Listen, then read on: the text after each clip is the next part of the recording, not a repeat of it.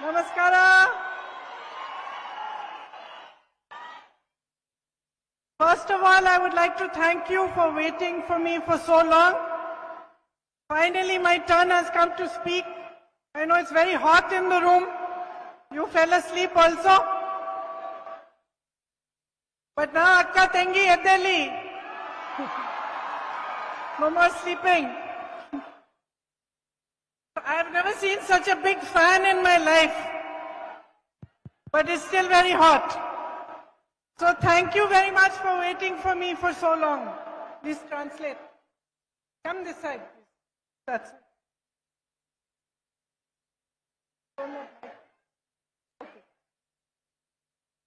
ಮೊದಲನೇದಾಗಿ ಕರ್ನಾಟಕ ರಾಜ್ಯದ ಮೂಲೆ ಮೂಲೆಯಿಂದ ಬಂದಂತ ಎಲ್ಲ ನನ್ನ ಅಕ್ಕ ತಂಗಿಯರಿಗೆ ಸ್ವಾಗತ ಮಾಡ್ತೀನಿ. ಹೇಳಿ ಎದ್ದೇಳಿ ಈ ಸಂದೇಶವನ್ನ ಕೊಡ್ಲಿಕ್ಕೆ ನಾನು ಕರ್ನಾಟಕಕ್ಕೆ ಬಂದಿದ್ದೇನೆ.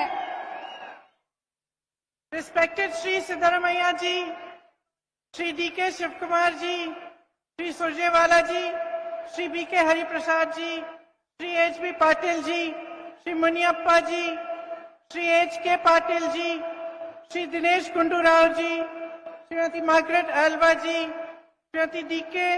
Tara Devi ji, Srimati Netta D'Souza ji, all my sisters and colleagues on the stage, and all the leaders of the Congress party, sisters and brothers who have come to hear me. Welcome to this meeting. ಕಾರ್ಯಕ್ರಮದಲ್ಲಿ ಉಪಸ್ಥಿತರಿರುವಂತ ಎಲ್ಲ ಕರ್ನಾಟಕ ಕಾಂಗ್ರೆಸ್ ಪಕ್ಷದ ಹಿರಿಯ ನಾಯಕರೇ, ವೇದಿಕೆ ಮೇಲೆ ಆಸೀನರಾದಂತ ಎಲ್ಲ ನನ್ನ ಮಹಿಳಾ ನಾಯಕಿಯರೇ, ತಮ್ಮೆಲ್ಲರಿಗೂ ಸ್ವಾಗತ. It is a great honor for me to be here today. You are the people of Karnataka. You are intelligent, hardworking, strong, and you have made the whole country proud. Madam, one more time, please. Sorry? One more time. You can repeat one more time, please. I said it is a great honor for me to be here today with all of you because you are the people of Karnataka.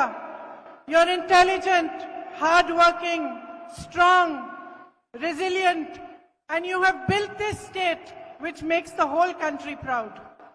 ಇವತ್ತು ಕರ್ನಾಟಕ ರಾಜ್ಯ ಬಹಳಷ್ಟು ಹೆಮ್ಮೆ ಪಡ್ತಾ ಇದೆ. ಕರ್ನಾಟಕ ರಾಜ್ಯವನ್ನ ಹೆಮ್ಮೆ ಪಡಿಸುವಂತ ಕೆಲಸವನ್ನ ನೀವೆಲ್ಲರೂ ಮಾಡಿದಿರಾ ಅಂತ ಹೇಳಲಿಕ್ಕೆ ಬಯಸ್ತೇನೆ.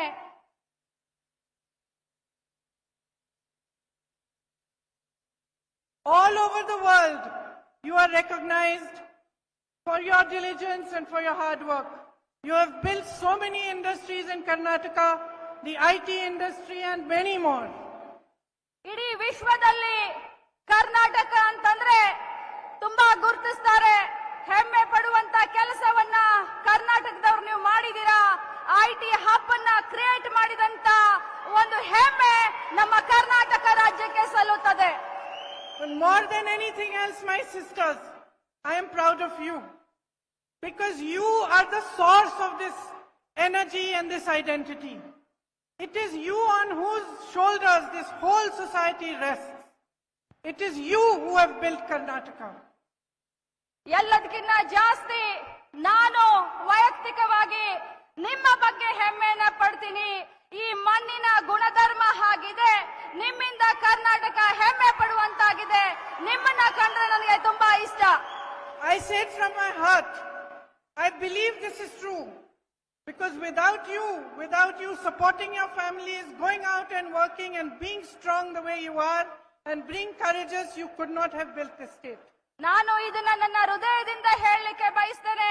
ನಿಮ್ಮ ಫ್ಯಾಮಿಲಿಯನ್ನ, ನಿಮ್ಮ ಕುಟುಂಬವನ್ನ ನೀವು ಪ್ರೀತಿ ಮಾಡಿ, ನಿಮ್ಮ ಬೆವರಿನ ಹನಿಯಿಂದ ನೀವು ಕಟ್ತಾ ಇರುವಂತ, ನಿಮ್ಮ ಶ್ರಮದಿಂದ ನಿಮ್ಮ ಕುಟುಂಬವನ್ನ ಬೆಳೆಸ್ತಾ ಇರುವಂತದ್ದು ತುಂಬಾ ಹೆಮ್ಮೆಯ ವಿಚಾರ. ಇದು ನನ್ನ ಹೃದಯದಿಂದ ನಾನು ತಮಗೆ ಹೇಳಲಿಕ್ಕೆ ಬಯಸ್ತೇನೆ. You are the daughters of Ma Bhuvaneshwari and Ma Chamundeshwari. Her Shakti is within each one of you. ನೀವು ಕರ್ನಾಟಕದ ಭುವನೇಶ್ವರಿಯ ಮಕ್ಕಳು, ಚಾಮುಂಡಿ ದೇವಿಯ ಮಕ್ಕಳು, ಪ್ರತಿಯೊಬ್ಬರ ಹೃದಯದಲ್ಲಿ ನೀವಿದ್ದೀರಾ.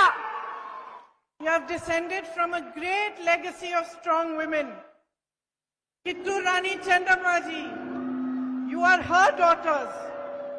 Your state has a legacy, an history of non-violence and of equality.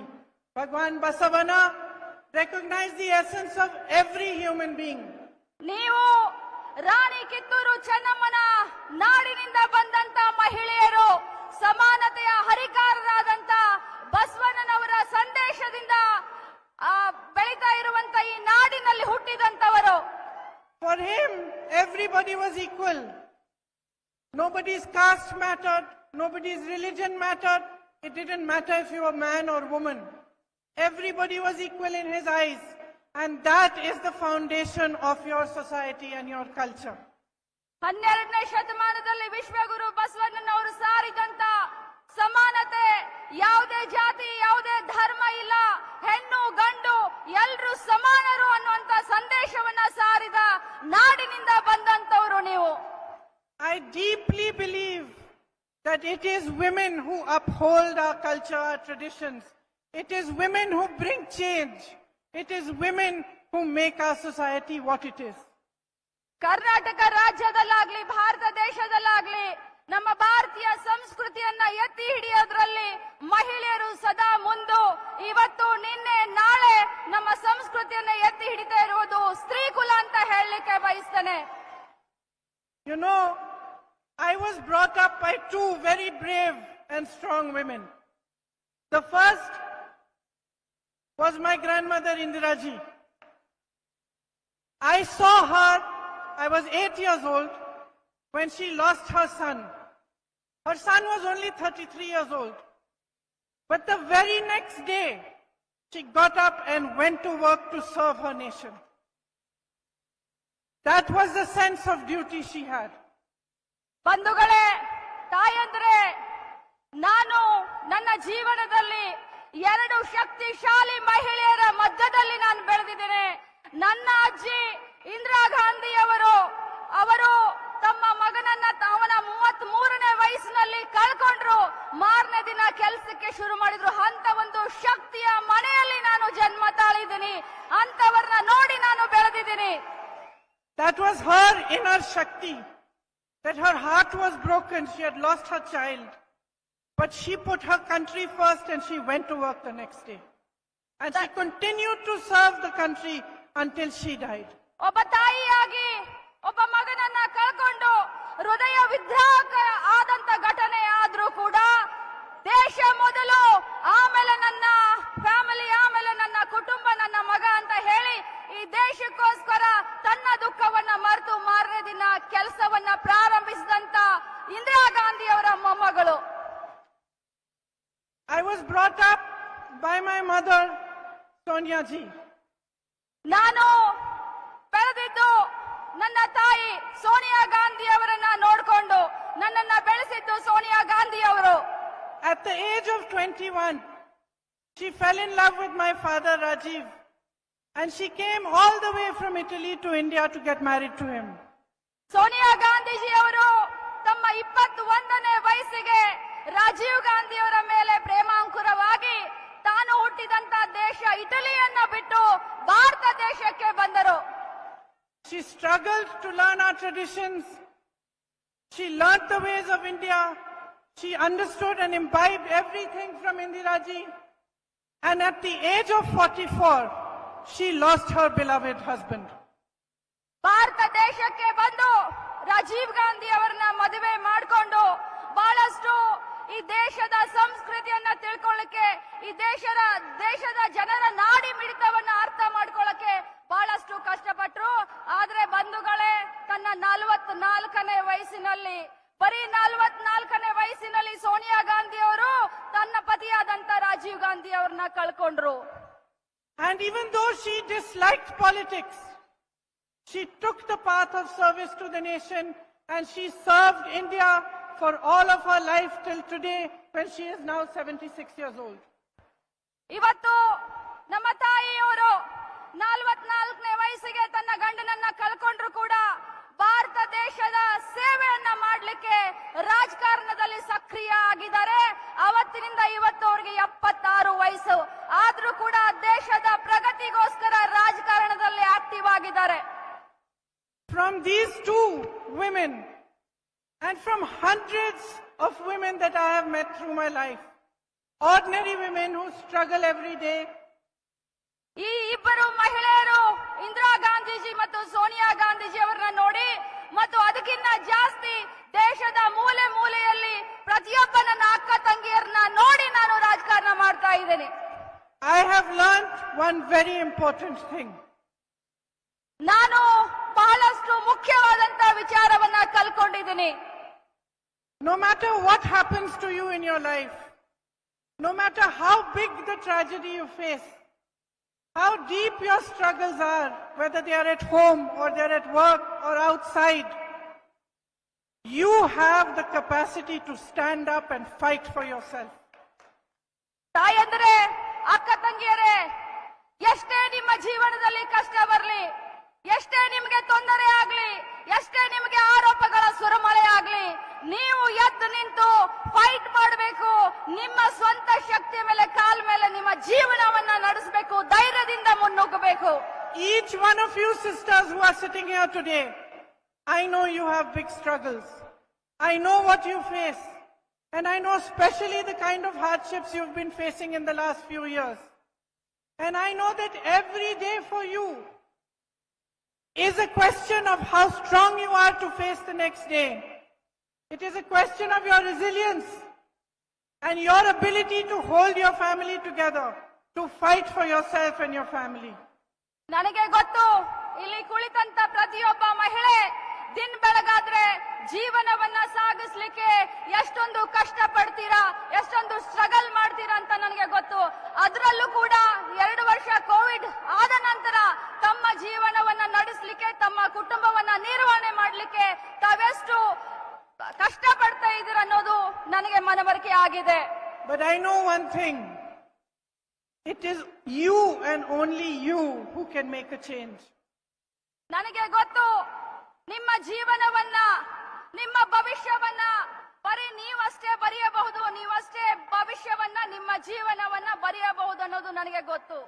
So I want to ask you today, standing here, my sisters, is it not time for you to start making a change? ನಾನು ನಿಮ್ಮನ್ನ ಕೇಳಲಿಕ್ಕೆ ಬಯಸ್ತೇನೆ, ನನ್ನ ಅಕ್ಕ ತಂಗಿಯರೇ, ಈ ಸಂದರ್ಭ, ಈ ಸಮಯ ರಾಜ್ಯದಲ್ಲಿ ಬದಲಾವಣೆಯನ್ನ ಬಯಸುವ ಕಾಲ ಸನ್ನಿಹಿತ ಬಂದಿದೆಯಾ ಇಲ್ಲ? What is it that you want out of your lives? You want an education? Yes or no? ನಿಮ್ಮ You want employment, jobs? You want a bright future for yourself, for your children? Do you want the freedom to make choices for yourself and to make the right choices for your families? You want it, right? So who is going to give it to you? Who is going to give it to you? ನೀವು ನಿಮ್ಮ ಮಕ್ಕಳ ಭವಿಷ್ಯವನ್ನ, ನಿಮ್ಮ ಮಕ್ಕಳ ವಿದ್ಯಾಭ್ಯಾಸವನ್ನ, ನಿಮ್ಮ ಆರೋಗ್ಯ, ನಿಮ್ಮ ಕುಟುಂಬದ ಆರೋಗ್ಯವನ್ನ ಎಲ್ಲವನ್ನೂ ಬಯಸ್ತೀರಾ. ಆದ್ರೆ ಈ ಬದಲಾವಣೆಯನ್ನ ಯಾರು ಮಾಡ್ಲಿಕ್ಕೆ ಸಾಧ್ಯ? ಈ ಬದಲಾವಣೆಯನ್ನ ಯಾರಾದ್ರೂ ಮಾಡಿದ್ರೆ ಅದು ನೀವು ಮಾಡಬೇಕು. You are not recognizing how powerful you are. ನಿಮಗೆ ನಿಮ್ಮ ಶಕ್ತಿ ಏನು ಅಂತ ನಿಮಗಿನ್ನೂ ಗೊತ್ತಿಲ್ಲ. You are half this country's population. Half. ಈ ದೇಶದ ಜನಸಂಖ್ಯೆಯಲ್ಲಿ ಪ್ರತಿಶತ 50% ಮಹಿಳೆಯರಿದ್ದೀರಿ. ಆ ಶಕ್ತಿ ನಿಮ್ಮದು. ಆ ಶಕ್ತಿಯನ್ನ ನೀವು ಅರ್ಥ ಮಾಡ್ಕೊಳ್ಳಿ. In every single household, there are as many of you as there are men. ಪ್ರತಿಯೊಂದು ಕುಟುಂಬದಲ್ಲಿ ಎಷ್ಟು ಗಂಡಸರಿದ್ದಾರೋ ಅಷ್ಟು ಹೆಂಗಸರಿದ್ದಾರೆ. In every village, ಎಲ್ಲ ಹಳ್ಳಿಗಳಲ್ಲಿ, in every town, ಎಲ್ಲ ಸಿಟಿಗಳಲ್ಲಿ you are strong. ನೀವು ಶಕ್ತಿವಂತರಾಗಿದ್ದೀರಾ. But you must recognize your courage and your strength. ಆದ್ರೆ ನಿಮ್ಮ ಶಕ್ತಿಯನ್ನ ನೀವು ಅರ್ಥಕೊಳ್ಬೇಕಾಗಿದೆ. The biggest strength you have is political. ದೊಡ್ಡ ಶಕ್ತಿ ಏನು ಅಂತಂದ್ರೆ ರಾಜಕೀಯ. Have you seen how political parties know that, okay, I will make these people happy, I'll get their vote. I'll make those people happy, I'll get their vote. Why do they not say that they will work for women? ನೀವು ನೋಡಿದಿರಲ್ಲ, ರಾಜಕೀಯ ಪಕ್ಷಗಳು ಈ ಸಮುದಾಯವನ್ನ ಈ ಸಮಾಜವನ್ನ ಖುಷಿ ಮಾಡಿದ್ರೆ ಸಂತಸ ಪಡಿಸಿದ್ರೆ ನನಗೆ ಓಟ್ ಸಿಕ್ಕುತ್ತೆ, ಈ ಸಮುದಾಯವನ್ನ ಖುಷಿ ಪಡಿಸಿದ್ರೆ ನನಗೆ ಓಟ್ ಸಿಕ್ಕುತ್ತೆ ಅಂತ. ಆದ್ರೆ ಯಾಕೆ ಎಲ್ರು ಮಹಿಳೆಯರ ಬಗ್ಗೆ ವಿಚಾರ ಮಾಡೋದಿಲ್ಲ? Why are you not forcing every political party to take note and to start working for your equality and your rights? ಎಲ್ಲ ರಾಜಕೀಯ ಪಕ್ಷಗಳಿಗೆ ಒಂದು ಸಂದೇಶವನ್ನ ನೀವು ಇವತ್ತು ಕೊಡಬೇಕು. ಹೇಳಿ ಮಹಿಳೆಯರೇ, ನೀವು ಬದಲಾವಣೆಯನ್ನ ಬಯಸಿದ್ರೆ ಯಾವುದೇ ರಾಜಕೀಯ ಪಕ್ಷವನ್ನ ಮನೆಗೆ ಕಳಿಸ್ತೀನಿ. ನಿಮ್ಮ ಬಗ್ಗೆ ಅವರು ಬಹಳಷ್ಟು ಸೀರಿಯಸ್ ಆಗಿ ವಿಚಾರ ಮಾಡುವಂತ ಸಮಯ ಈಗ ಬಂದಿದೆ. I'll ask you a very simple question. I don't want to criticize the BJP only because I'm opposing them. I'm not interested. I want to ask you, all my sisters sitting here, one simple question, and I want the answer. In the last so many years that the BJP has been in power, has your life become better or not?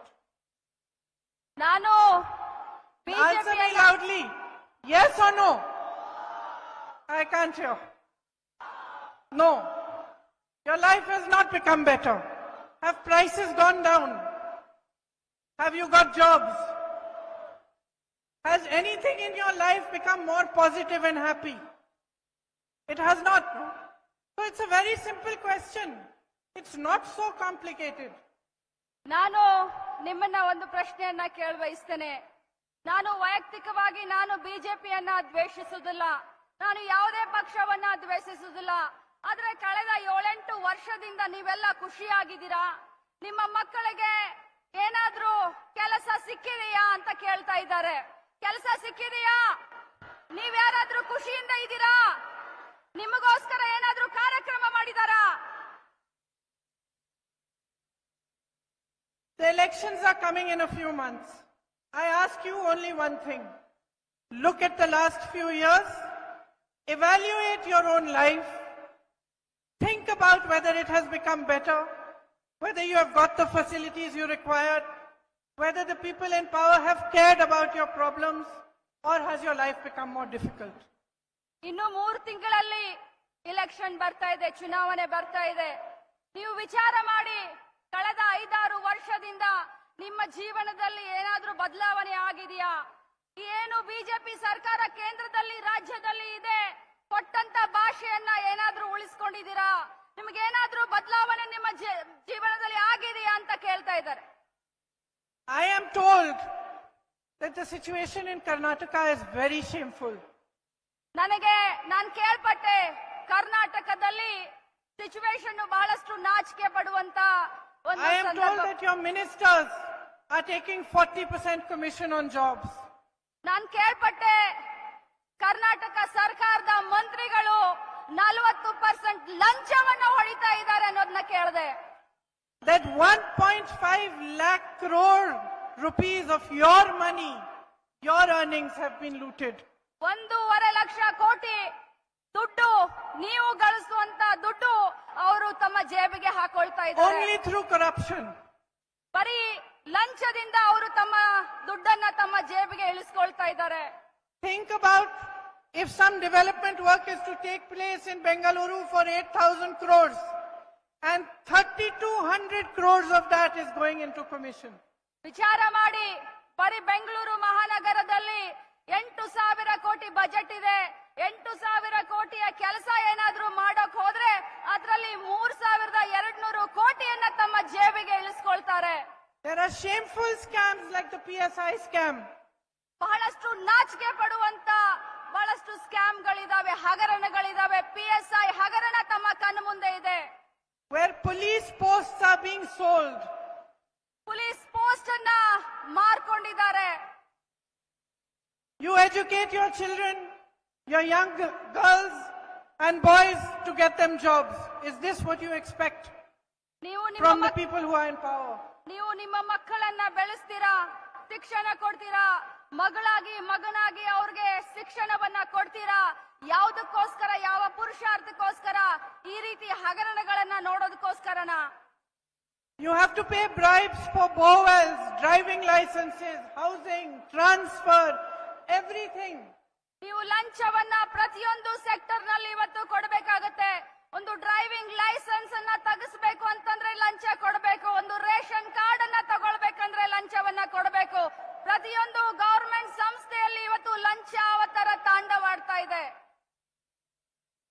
told that many of my sisters in Bengaluru who work in the garment industry went through a very difficult time during COVID. But none of you got any assistance from the government. The government did nothing to help you through these difficult times. ನಾನು ಕೇಳ್ಪಟ್ಟೆ ಬೆಂಗಳೂರಿನಲ್ಲಿ ಬಹಳಷ್ಟು ನನ್ನ ಅಕ್ಕ ತಂಗಿಯರು ಇವತ್ತು garments ನಲ್ಲಿ ಕೆಲಸ ಮಾಡ್ತಾ ಇದ್ದೀರಾ. ಈ ಕೋವಿಡ್ ಸಂದರ್ಭದಲ್ಲಿ ಈ ಗವರ್ಮೆಂಟ್ ಈ ಸರ್ಕಾರ ತಮ್ಮ ಸಹಾಯಕ್ಕೆ ಬರಲಿಲ್ಲ. ತಾವು ಬಹಳಷ್ಟು ಕಷ್ಟದಿಂದ ತಮ್ಮ ಜೀವನವನ್ನ ಸಾಗಿಸ್ತಾ ಇದ್ದೀರಾ. And it's not just the sisters who are working in Bengaluru or the roads of Bengaluru which are full of potholes, but it's farmers who are committing suicide because they cannot face the next day. 2.5 lakh posts of government jobs are lying vacant. They have not been filled. Crimes against women are sky high. I believe I have been told that it is 40 such crimes take place in a single day. ಇದು ಬರೀ ಬೆಂಗಳೂರಲ್ಲ, ಬೆಂಗಳೂರಿನ ಸುತ್ತಮುತ್ತಲು ಇರುವಂತ ಎಲ್ಲ ಮಹಿಳೆಯರ ಭವನ ಇದು. ಅದರಲ್ಲೂ ಕೂಡ 2.5 ಲಕ್ಷ ಸರ್ಕಾರಿ ನೌಕರಿಗಳನ್ನ ಈ ಸರ್ಕಾರ ಇನ್ನು ತುಂಬಿಕೊಂಡಿಲ್ಲ. ಬಹಳಷ್ಟು ರೈತರು ಆತ್ಮಹತ್ಯೆಯನ್ನ ಮಾಡ್ಕೊಳ್ತಾ ಇದ್ದಾರೆ. You know how much you have to get a gas cylinder for today and how much you used to get it for 5 years ago. Manmohan Singh ಅವರ ಸರ್ಕಾರ ಇದ್ದಾಗ, ರಾಜ್ಯದಲ್ಲಿ ಕೇಂದ್ರದಲ್ಲಿ ಯುಪಿಎ ಸರ್ಕಾರ ಇದ್ದಾಗ ಒಂದು ಸಿಲಿಂಡರ್ ಬೆಲೆ ಎಷ್ಟಿತ್ತು, ಈಗ ಒಂದು ಸಿಲಿಂಡರ್ನ ಬೆಲೆ ಎಷ್ಟಾಗಿದೆ ಅಂತ ತಮಗೆ ಗೊತ್ತಿದೆ. Life has become unaffordable. ಜೀವನ ಬಹಳಷ್ಟು ತುಟ್ಟಿಯಾಗಿದೆ. ಜೀವನ ನಡೆಸೋದು ಬಹಳಷ್ಟು ಕಷ್ಟ ಆಗಿದೆ. Whether it is fees, marriage ceremonies, competitive exams, everything has become a burden.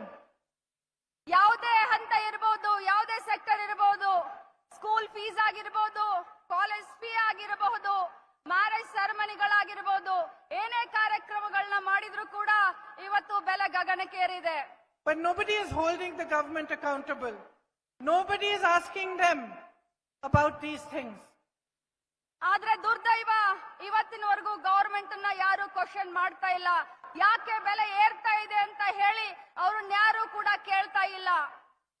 So they are busy creating distractions, busy changing syllabus in textbooks, changing the teachings of Bhagwan Basavana in the textbooks, creating controversies rather than creating jobs. ಬಂಧುಗಳೇ, ಆ ಬೆಲೆ ಏರಿಕೆ ಬಗ್ಗೆ, ಇನ್ನೊಂದ್ರ ಬಗ್ಗೆ ತಾವೇನು ಕೇಳಬಾರ್ದು ಅಂತ ಹೇಳಿ ನಮ್ಮ ಮನಸ್ಸನ್ನ ವಿಚಲಿತಗೊಳಿಸ್ತಾ ಇದ್ದಾರೆ.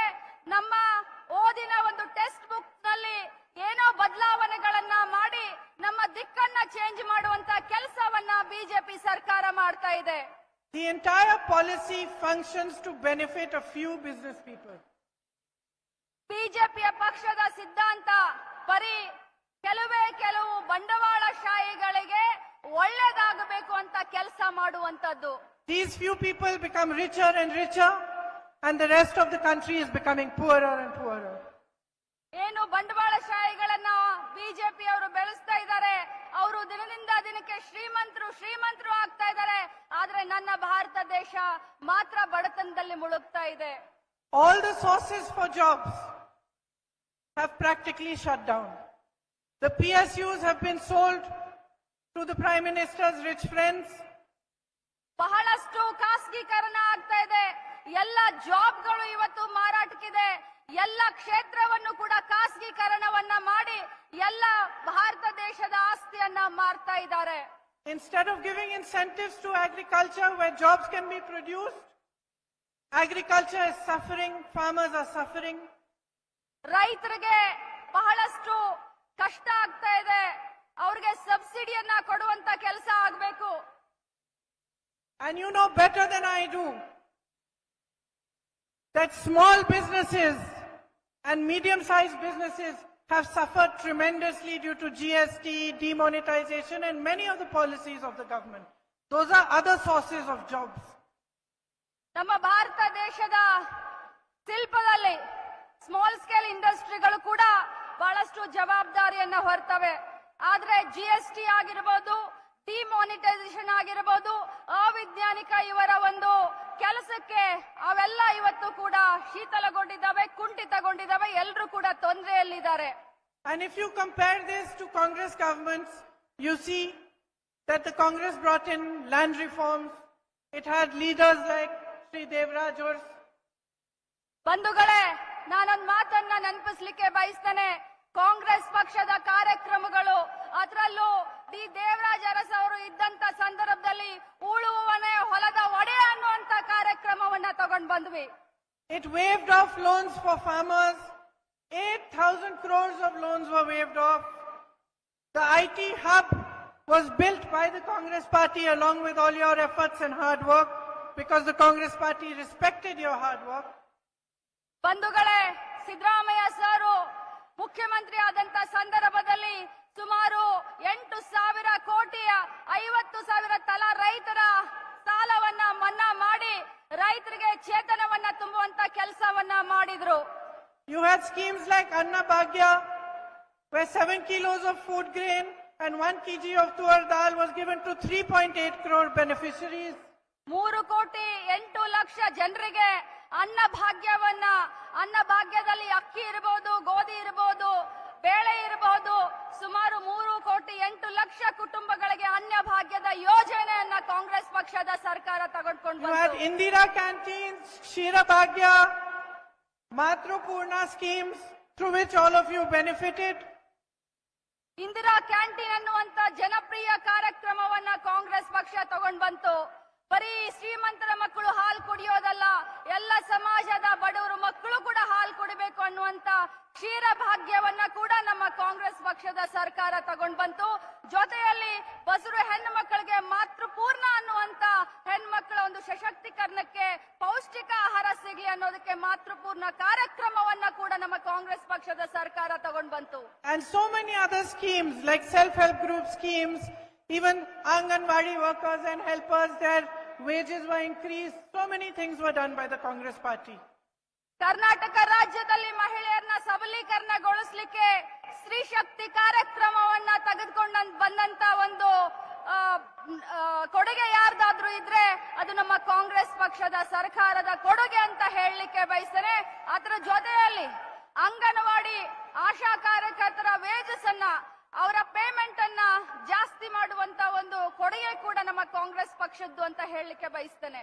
So today, my sisters, I am here to announce the Nayaki scheme. Nayaki meaning I am a leader. Say Nayaki. No, loudly, nicely. Nayaki. Nayaki. This is your chance to start changing your life, to start changing politics, to ask for women to be respected equally. And this scheme is specially for those women who are working hard day and night at home, supplementing everything, helping to build society, but are ignored by everybody. So in this scheme, each head of a family who is a woman will get 2,000 rupees per month. That means 24,000 rupees will be directly sent to your account in a year.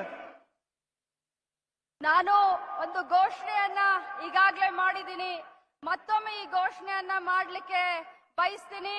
ನಿಮ್ಮ ಭವಿಷ್ಯವನ್ನ, ಈ ರಾಜ್ಯದ ಭವಿಷ್ಯವನ್ನ ಕಟ್ಟುವಂತ ಸಂದರ್ಭ ಬಂದಿದೆ. ಪ್ರತಿಯೊಂದು ರಾಜಕೀಯ ಪಕ್ಷಗಳು ನಿಮ್ಮನ್ನ ಬಹಳಷ್ಟು ಪ್ರಾಮುಖ್ಯತೆಯಿಂದ ನೋಡುವಂತ ಒಂದು ಸಮಯ ಬಂದಿದೆ. ನಾನಿವತ್ತು ಅನೌನ್ಸ್ ಮಾಡಿದಂತ ಗ್ಯಾರಂಟಿ ಸ್ಕೀಮ್ ಏನಂತಂದ್ರೆ, ಪ್ರತಿಯೊಂದು ಮನೆಯ ಯಜಮಾನತಿಗೆ ಸುಮಾರು 2,000 ಪ್ರತಿ ತಿಂಗಳು, ಅಂದರೆ ವರ್ಷಕ್ಕೆ 24,000ವನ್ನ ಒಂದು ಕುಟುಂಬಕ್ಕೆ ಕಾಂಗ್ರೆಸ್ ಪಕ್ಷದ ಸರ್ಕಾರ ಘೋಷಣೆಯನ್ನ ಮಾಡುತ್ತೆ. This is called the Griha Lakshmi Yojana, and it is part of the bigger scheme of Nayaki. I told them when they invited me for this function, I told DKG, Surjewala ji, Siddaramaiah ji, I said I will come to announce this if you promise me that you will make a separate women's manifesto. ನಾನು ನನ್ನನ್ನ ಆಹ್ವಾನ ಮಾಡಲಿಕ್ಕೆ ಬಂದಂತ ಸಂದರ್ಭದಲ್ಲಿ ನಾನು ಹೇಳಿದೆ, ನಾನು ಖಂಡಿತವಾಗ್ಲೂ ಈ ಕಾರ್ಯಕ್ರಮಕ್ಕೆ, ನಾನಾಯಕಿ ಕಾರ್ಯಕ್ರಮಕ್ಕೆ ಗೃಹಲಕ್ಷ್ಮಿಯ ಒಂದು ಯೋಜನೆಯನ್ನ ಅನೌನ್ಸ್ ಮಾಡಲಿಕ್ಕೆ ಖಂಡಿತವಾಗ್ಲೂ ಬರ್ತೀನಿ.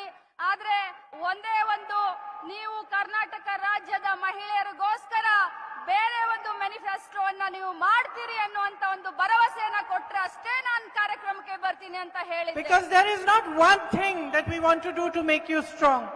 There are many things that we want to do to be able to make you stand up on your own feet and fight for yourselves. You know, we have also announced the 200 rupees, the 200 units free electricity recently. ಬರೀ ಒಂದೇ ಸಮಸ್ಯೆ ಮಹಿಳೆಯರಿಗೆ ಇರೋದಿಲ್ಲ. ಕುಟುಂಬವನ್ನ ನಿರ್ವಹಣೆ ಮಾಡಬೇಕಾದ್ರೆ ಅನೇಕ ಸಮಸ್ಯೆಗಳಿರ್ತಾವೆ. ಅದಕ್ಕೋಸ್ಕರ specially ಸ್ತ್ರೀಯರಿಗೋಸ್ಕರ ಮ್ಯಾನಿಫೆಸ್ಟೋವನ್ನ ಮಾಡಿದ್ರೆ ಸ್ತ್ರೀ ಸಮಸ್ಯೆಗಳ ಬಗ್ಗೆ ಬೆಳಕನ್ನ ಚೆಲ್ಲಲಿಕ್ಕೆ ಸಹಾಯ ಆಗುತ್ತೆ. ಜೊತೆಯಲ್ಲಿ 200 ಯೂನಿಟ್ ಏನು ಪ್ರತಿಯೊಂದು ಮನೆಗೆ ನಾವು ವಿದ್ಯುತ್ತನ್ನ ಫ್ರೀ ಆಗಿ ಕೊಡ್ತಾ ಇದ್ದೀವಿ. So 200 units of free electricity will be provided to every house. And in addition, my colleagues will be announcing in their women's manifesto many new schemes for all of you to be able to move forward and to bring a change in your lives. ಈಗಾಗಲೇ 200 unit ನಿಮಗೆ free ಆಗಿ ವಿದ್ಯುತ್ತನ್ನ ಕೊಡೋದ್ರ ಜೊತೆಗೆ ಗೃಹಲಕ್ಷ್ಮಿ ಅನ್ನುವಂತ ನೂತನ ಯೋಜನೆ ಪ್ರತಿ ತಿಂಗಳು 2,000 ಪ್ರತಿ ಮನೆಯ ಯಜಮಾನಿತಿಗೆ ಕೊಡೋದ್ರ ಮುಖಾಂತರ ಇನ್ನು ಭವಿಷ್ಯದಲ್ಲಿ ಮುಂಬರುವಂತ ದಿನದಲ್ಲಿ ನಮ್ಮ ನಾಯಕರು ಅನೇಕ ಯೋಜನೆಗಳನ್ನ ಅನೌನ್ಸ್ ಮಾಡೋರಿದ್ದಾರೆ.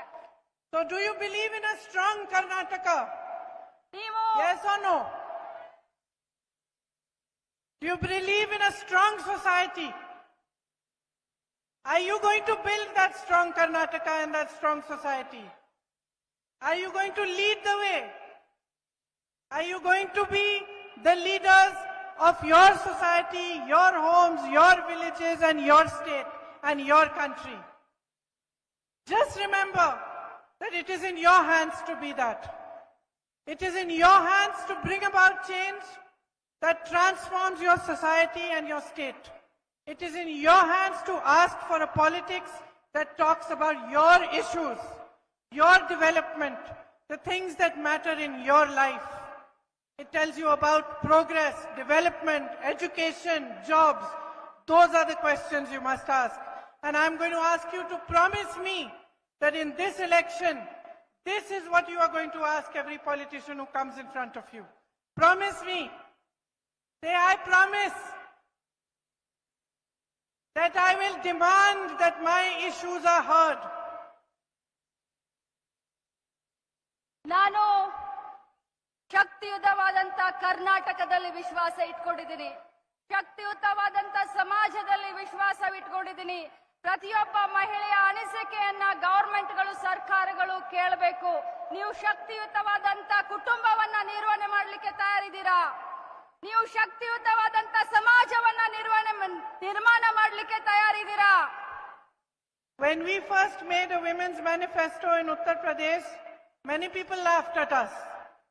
ಉತ್ತರ ಪ್ರದೇಶದಲ್ಲಿ ಮಹಿಳೆಯರಿಗೆ ನಾವು ಒಂದು ಮ್ಯಾನಿಫೆಸ್ಟೋವನ್ನ ಮಾಡಿದಂತ ಸಂದರ್ಭದಲ್ಲಿ ಬಹಳಷ್ಟು ಜನ ಹಾಸ್ಯವನ್ನ ಮಾಡಿದ್ರು. And even though nothing came out of it in terms of votes, ಇಷ್ಟು ಮಾಡಿದ್ರು ಕೂಡ ನಮಗೆ ವೋಟ್ ಆಗಿ ಆ ಮ್ಯಾನಿಫೆಸ್ಟೋ ಪರಿವರ್ತನೆ ಆಗ್ಲಿಲ್ಲ. we managed to make every political party notice women and respond to the needs of women. ನಾವು ಪ್ರತಿಯೊಬ್ಬ ಮಹಿಳೆ ಅದಕ್ಕೆ ರೆಸ್ಪಾಂಡ್ ಆಗುವ ರೀತಿ ನಾವು ಮಾಡಬೇಕಾಗಿದೆ ಇವತ್ತು. Today, even the BJP has been forced to put ads in the newspaper showing what they do for women. ಇವತ್ತು ಬಿಜೆಪಿ ಕೂಡ ಮಹಿಳೆಯರಿಗೆ ಏನೇನೋ ಆಸೆ ಆಮಿಷಗಳನ್ನ ತೋರಿಸುವಂತ ಕೆಲಸವನ್ನ ಮಾಡ್ತಾ ಇದೆ. So by a small thing that we did, we managed to make political parties aware to the fact that they have to be answerable to women. ನಾವೆಲ್ಲ ಮಹಿಳೆಯರು ಮಹಿಳಾ ಶಕ್ತಿಯನ್ನ ತೋರಿಸುವಂತ ಕಾಲ ಬಂದಿದೆ. ಪ್ರತಿಯೊಂದು ಪೊಲಿಟಿಕಲ್ ಪಾರ್ಟಿ ಕೂಡ ನಮ್ಮ ಕಡೆ ನೋಡುವಂತೆ ತಿರುಗಿ ನೋಡುವಂತೆ ನಾವೆಲ್ಲ ಮಾಡಬೇಕಾಗಿದೆ. So I urge you to make this election about you. ನಾನು ತಮ್ಮೆಲ್ಲರಿಗೂ ಕೂಡ ಕಳಕಳಿ ಅಂತ ವಿನಂತಿ ಮಾಡ್ತೀನಿ. ಈ ಇಲೆಕ್ಷನ್ ನಿಮ್ಮ ಇಲೆಕ್ಷನ್ ಆಗಿ ನೀವು ಮಾಡಬೇಕಾಗಿದೆ. And about your future. ನಿಮ್ಮ ಭವಿಷ್ಯಕ್ಕೋಸ್ಕರ ಈ ಇಲೆಕ್ಷನ್ ನ ಮಾಡಿ ಚುನಾವಣೆಯನ್ನ ಮಾಡಬೇಕಾಗಿದೆ. Jai Hind.